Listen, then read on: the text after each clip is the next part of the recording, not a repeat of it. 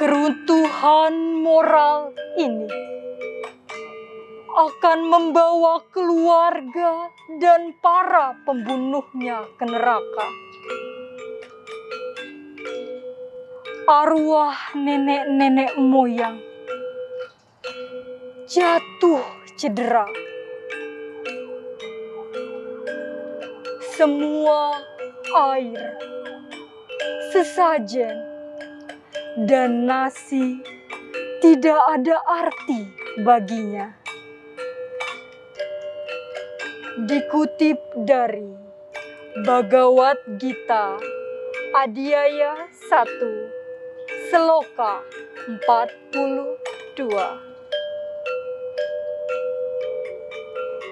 Om Santi Santi Santi.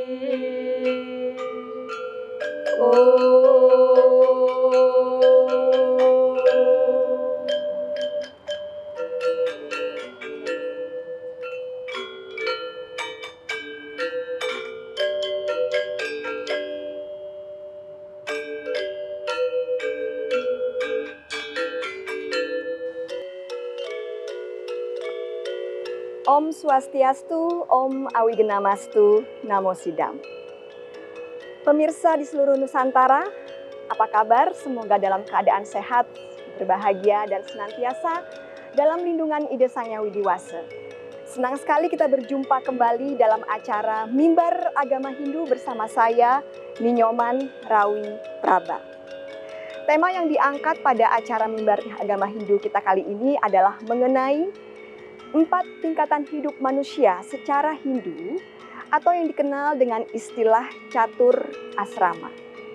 Telah hadir bersama kita untuk membahas tema tersebut dengan beberapa orang narasumber kita. Nah pemirsa, jangan kemana-mana, tetaplah bersama kami di TVRI Media Pemersatu Bangsa.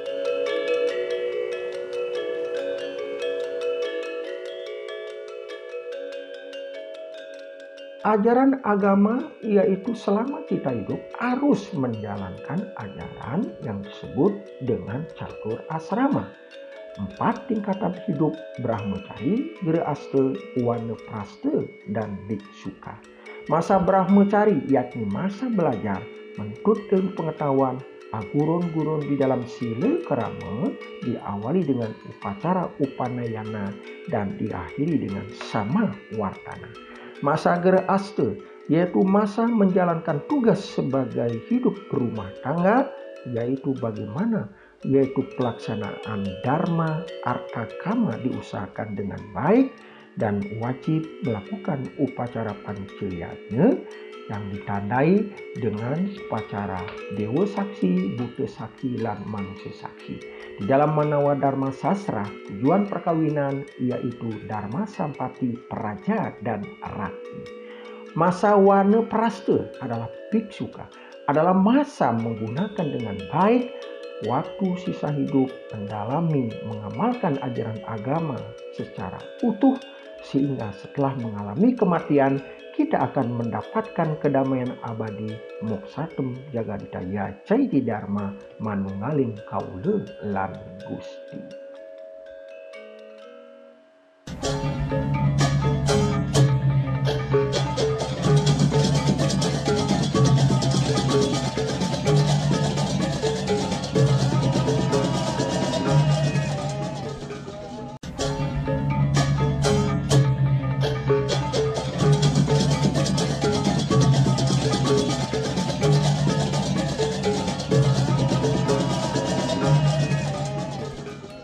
Umat Sedharma yang berbahagia, telah kita dengarkan tadi pembacaan Sloka Bhagavad Gita Adiyaya 1 Sloka 42 oleh adik-adik kita Komang Ananda Santi Arini dan adik KD Gita Saraswati mengenai pentingnya memuja leluhur.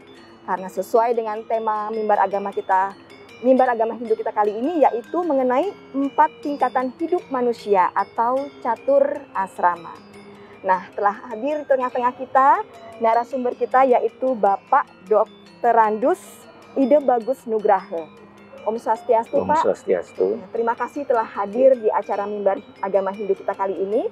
Nah, Bapak Ide Bagus Nugraha adalah Ketua Pusat Studi Weda dan Dharma Indonesia. Nah, Pak, sesuai dengan tema kita kali ini yaitu tingkatan hidup manusia. Bisa dijelaskan, Pak, apa saja tingkatan hidup manusia secara Hindu tersebut? Baik, terima kasih.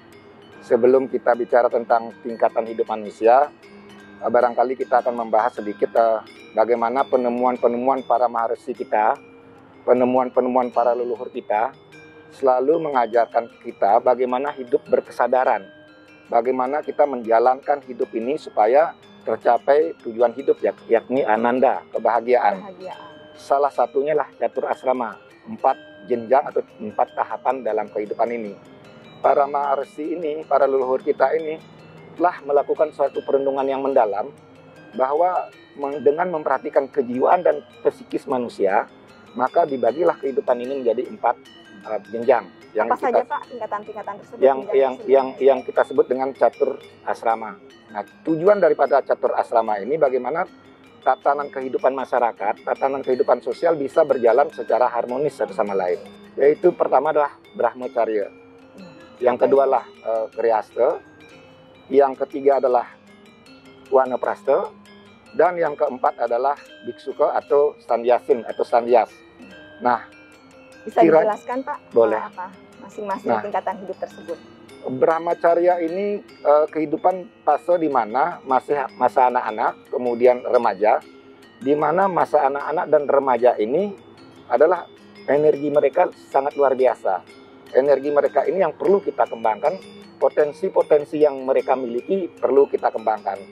Nah, setiap anak itu mempunyai potensinya masing-masing. Ada yang bisa menjadi seorang seniman, bisa sebagai pengusaha, sebagai tenaga medis, sebagai guru, sebagai petani. Nah, potensi inilah yang dikembangkan pada saat kita memasuki seorang remaja, seorang anak memasuki Brahmacharya. Oleh karena itu, perlu sekali orang tua, para guru, para pengajar mengetahui apa sih kira-kira potensi seorang anak ini untuk bisa kita kembangkan. Disesuaikan dengan potensi anak itu ya. Jadi pengetahuan apa yang diberikan disesuaikan dengan potensi anak tersebut. Jangan sampai seorang seniman harus dipaksa belajar matematika dan sebaliknya seorang saintis harus disuruh jadi pemain musik, ya tentu akan berbeda. Nah, selanjutnya berikutnya adalah bahwa ini fase dari Brahmacharya ini berkisar antara umur 20 sampai 25 tahun. Di mana Sampai 25 tahun Iya. ya Pak ya. Kemudian kalau kita artikan Brahmacharya, Brahma itu kan sifat Brahma adalah menciptakan. Kemudian dikaitkan dengan ilmu pengetahuan, saktinya lah Saraswati. Nah, bagaimana seorang anak ini bisa ketika masa dia mengikuti pendidikan, ketika dia mengikuti fase Brahmachari, itu dia bisa menghasilkan sesuatu. Makanya dalam bahasa Sanskrit itu disebut Sarjahar. Sarjahar yang dalam bahasa Indonesianya menjadi sarjana. Nah, dari sarjana situ inilah yang sudah siap untuk hidup mandiri. Mereka sudah punya bekal pengetahuan keduniawan untuk mencari penghasilan dan lain sebagainya. Kemudian juga mereka sudah mempersiapkan diri untuk hidup spiritual atau berkesadaran. Nah, oleh karena itu ketika dia sudah siap pada saat umur 20 atau 25 tahun tergantung dari potensi anak masing-masing, Iya. maka dia siap memasuki masa Grihastha. Iya. Apa itu Pak?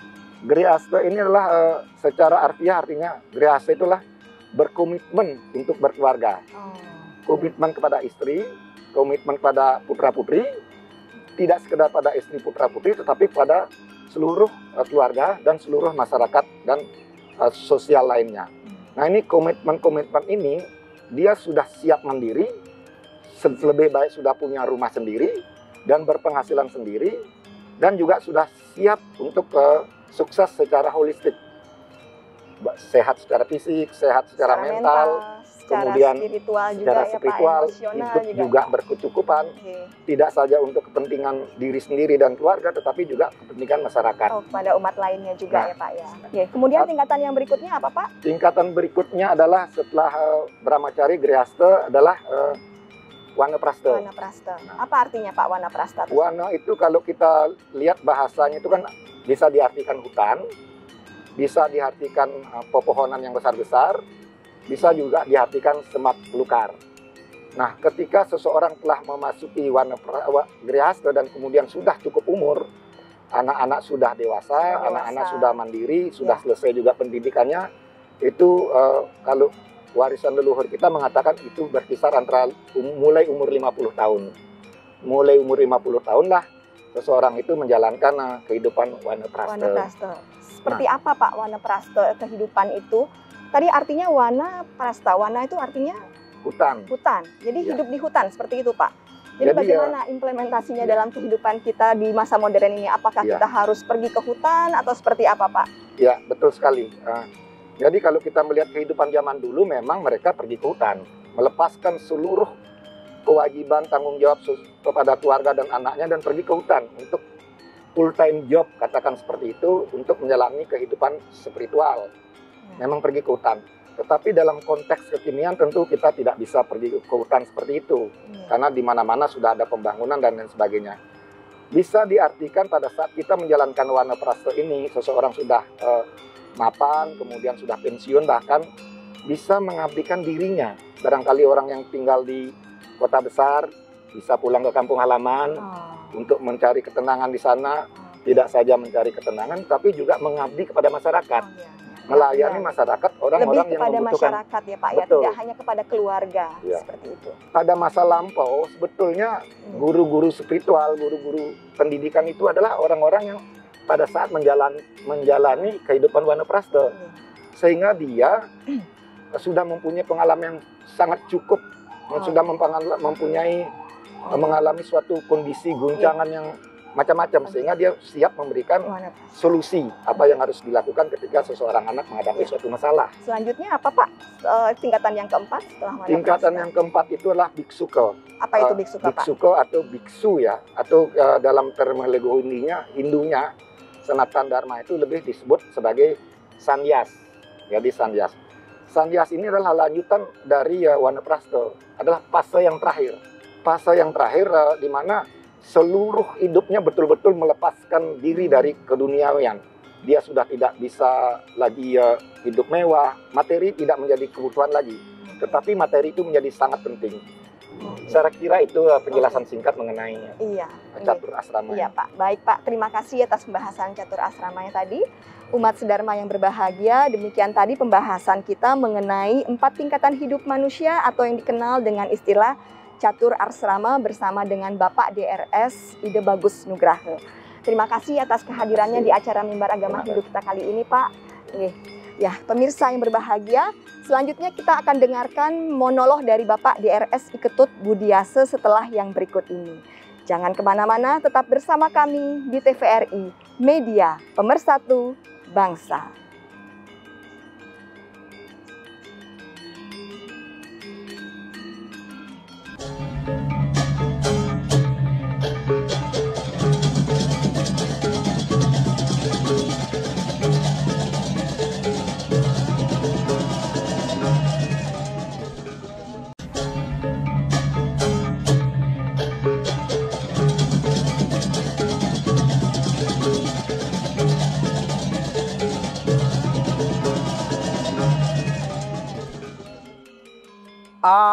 Anak sengke ngeman bajang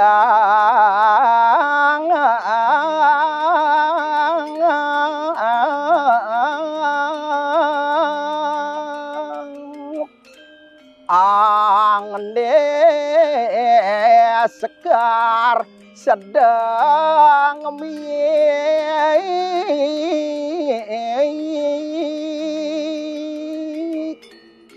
para pemirsa televisi Republik Indonesia dimanapun berada, kembali kita berjumpa dalam acara Mimbar Agama Hindu, yaitu mengenai temanya adalah Catur Asrama. Catur Asrama sudah sering kita dengar, artinya catur artinya 4, asrama artinya tingkatan hidup. Yaitu 4 tingkatan hidup manusia yang dilakukan dengan baik. Pertama itu adalah masa Brahmacari. Masa Brahmacari adalah masa menuntut ilmu pengetahuan. Jadi anak-anak diharapkan yaitu dari PAUD sampai perguruan tinggi, pergunakanlah masa itu untuk menuntut ilmu pengetahuan. Yaitu apa yang dikembangkan, yaitu kognitif, afektif, psikomotorik. Nah, jadi ada pengetahuannya, sikapnya, keterampilannya. Lalu di perguruan tinggi kita jelas sering mendengar itu membangun karakter. Jadi membangun spiritualisme, kemudian membangun kecerdasan emosional, dan membangun kecerdasan intelektual. Nah, jadi intinya adalah di samping itu ada anak-anak mahasiswa pun dituntut. Nah, sebagai masa Brahmacari itu adalah ada juga kecerdasan bahasa, kecerdasan musikal, harus ditekuni itu. Nah, kemudian di dalam ajaran Sila Krama, masa Aguron-Guron, itu di masa pendidikan itu begitu sangat suci sekali, itu bayangan guru saja tidak boleh diinjak. Nah, ini perlu diperhatikan agar apa yang diberikan oleh guru itu, mahasiswa atau anak-anak itu menjadi masuk. Karena apa? Dia tidak berani dengan guru rupake, guru pengajian, dan guru wisisi yang sering dengan catur guru. Nah, jadi intinya di masa Brahmacari ini ada istilah taki-taki neng sewa ke guna widya semara wisaya ruang puluh hengayusya tengah heng tuo sang wacana gagante papleang meng stanu pagurukan. Nah, jadi masa Brahmacari ini siap-siaplah belajar. Setelah 20 tahun ke atas, maka dia bersiap-siap untuk melakukan Grehasta. Setelah Grehasta, selesai tugasnya, membina anak, membina keluarga, akhirnya dia masuk kepada Wanaprastha dan Biksuka. Nah, saya jelaskan tentang kewajiban sekarang ini mengenai Grehasta. Grehasta itu artinya mendirikan rumah tangga, yaitu membangun keluarga. Berasal kata kula dan warga. Abdi, mengabdi kepada warga. Lalu apa yang dilakukan? Yaitu dalam perkawinan ini ada tujuan perkawinan menurut Manawa Dharma Sastra, yaitu Dharma Sampati, Praja dan Rati. Dharma Sampati begitu memasuki masa rumah tangga itu harus melakukan yadnya sila tapa. Yadnya itu melakukan pancayatnya. Sila artinya pengelarian diri dan juga yang disebut dengan bagaimana hidup bermasyarakat. Guna mante sang dasirate, weruh sire ring wede bakti ring dewa, tar malupeng pitra puja masih desireng suwegut rekabeh. Nah, ini di masa Grahasta. Nah, tujuannya di dalam ajaran agama Hindu adalah membentuk suatu keluarga sukinah, sutrepti, sukarte, lan bahagia. Nah, masa Grahasta ini adalah masa mengabdi kepada keluarga, bermasyarakat, berbangsa dan negara, membangun keluarga. Selanjutnya masa Waneprastha dan Biksuka adalah masa yaitu menikmati masa tua, mendekatkan diri kepada Ide Sang Hyang Widi, Tuhan Yang Maha Esa. Tentunya tujuannya adalah menuju moksartem jagadita yacacitama. Nah, Biksuka ini berasal kata biksu artinya hidup meminta-minta. Jadi intinya melaksanakan dharma untuk tujuan nanti manunggaling kaulu dan Gusti yang disebut dengan pembebasan atau moksa. Maka umat sedharma, mari kita laksanakan ajaran catur asrama ini sesuai dengan tingkatan umur dan kita sadar beragama adalah mempermulia hidup. Jangan beragama jadi istilahnya mempersulit hidup kita. Nah, lakukan dharma agama, dharma negara. Dharma negara berarti kita wajib mengikuti apa yang digariskan oleh pemerintah menuju masyarakat adil dan makmur, material dan spiritual. Di dalam ajaran agama Hindu, moksartem jagadita yaciti dharma yang disebut dengan dharma agama. Nah, kalau dharma agama dan dharma negara ini dilaksanakan dengan baik, saya yakin jadi sebagai umat Hindu berarti mendukung jadi apa yang digariskan di dalam Pancasila, Undang-Undang Dasar 45, Negara Kesatuan Republik Indonesia.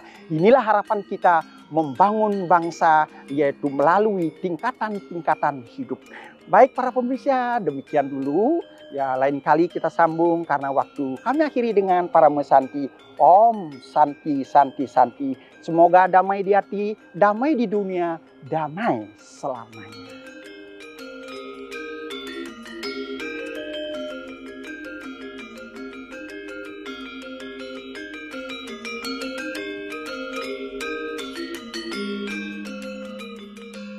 Umat sedharma yang berbahagia, demikian tadi pembahasan kita mengenai 4 tingkatan hidup manusia atau yang dikenal dengan istilah catur asrama. Nah, dengan mengenal 4 tingkatan kehidupan tersebut, semoga kita semua dapat menjalankan kehidupan kita dengan bersungguh-sungguh sesuai dengan swadharma kita masing-masing. Pemirsa di TVRI yang berbahagia, demikian tadi acara Mimbar Agama Hindu kita kali ini. Kita tutup dengan para masanti. Om Santi Santi Santi Om.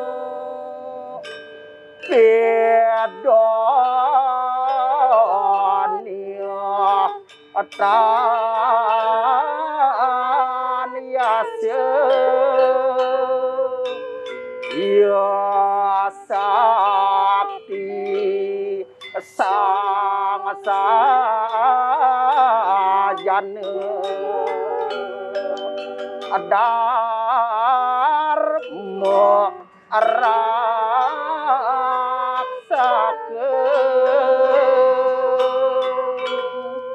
kembali